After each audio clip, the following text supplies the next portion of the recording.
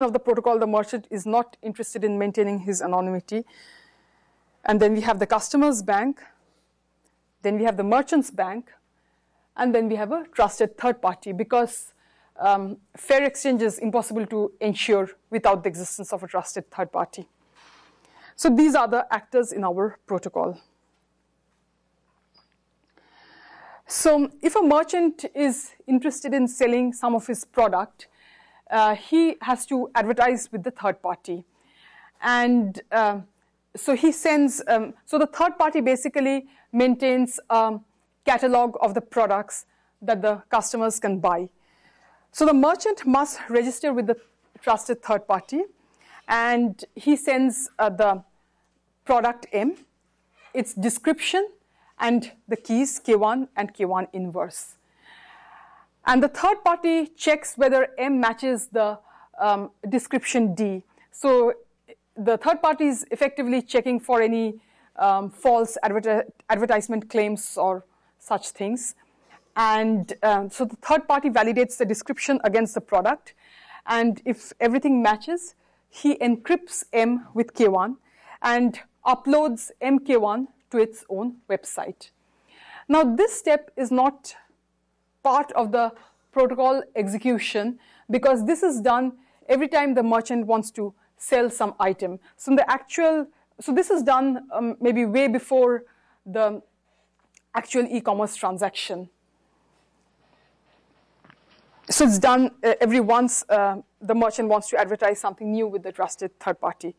So the protocol effectively begins by the customer selecting the product that he wishes to purchase, and he downloads MK1. So MK1 means that M is encrypted with the key K1. And since the customer is interested in maintaining his anonymity, he generates a one-time public-private key pair, CI pub and CI private. And this public-private key pair is to be used by the customer for the entire duration of the transaction.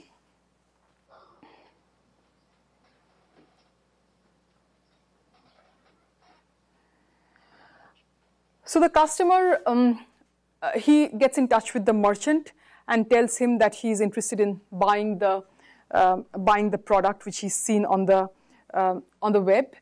And so he sends the merchant a purchase order. The purchase order basically contains the product identity, the cost of the product, and he signs the purchase order using his one-time private key. And he also needs to send the one-time public key to the merchant, because otherwise the merchant won't be able to decipher the purchase order. And he also signs a digest of the purchase order. That way the merchant can verify he has received the correct purchase order.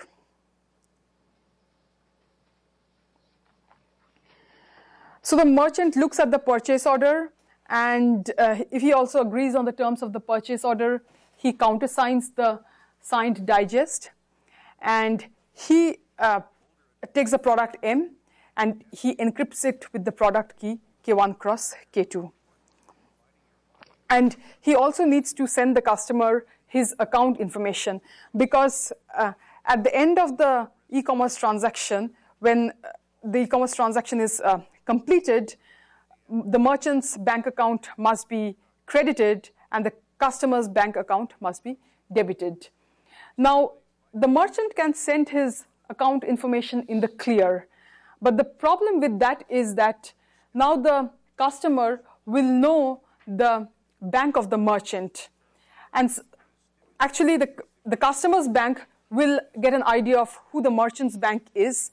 And since the customer's bank knows the true identity of the customer's bank might collude with the merchant's bank and compromise the anonymity of the customer.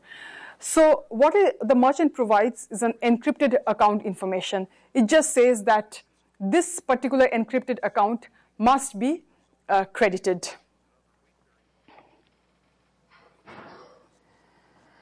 So the customer compares the downloaded version of the product. He compares MK1 that he downloaded with that he received from the merchant.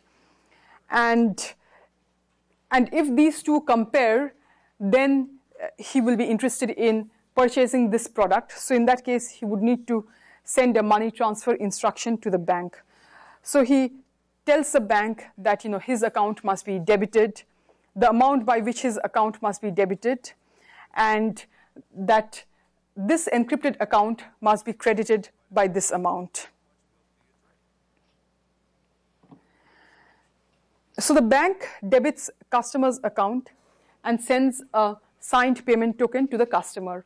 And the payment token contains information such as the encrypted account, which must be credited, the amount paid, and it also contains a nonce to prevent replay attacks.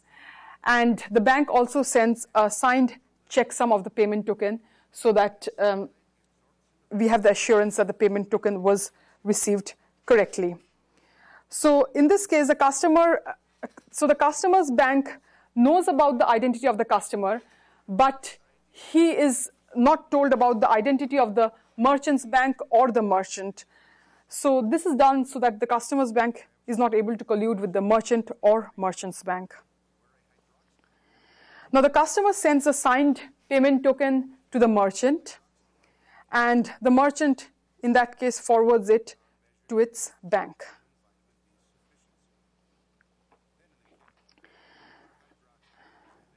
Oh, I forgot one thing actually. Okay, so when the customer's bank is sending the payment token, he must actually sign the payment token as well as sign the checksum of the payment token. And if he signs it with his own private key, then the merchant's bank will get an idea of who the customer's bank is. So what he does is he signs it with a group key that is common to all the banks, and that way the merchant can verify that some bank has signed this payment token, but he won't be able to know exactly who is the actual bank who has signed this payment token. So that's why B private indicates the group key that is common to a set of banks. So customer sends the signed payment token to the merchant. Merchant now forwards the payment token to its bank.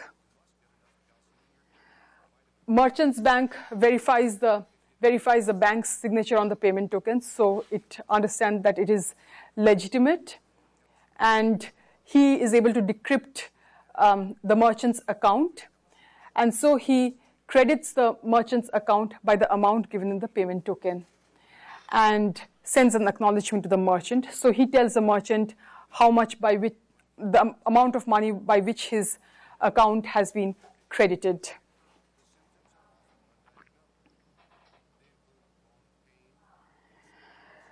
And the merchant, after receiving the acknowledgement from the bank, has assurance that he has received the correct payment. So in that case, what he does is he forwards the product decryption key to the customer, and the product decryption key is encrypted with the one-time public key of the customer, and the protocol ends here. So that is our e-commerce protocol, which ensures anonymity, cross-validation, and fair exchange. So any questions at this point?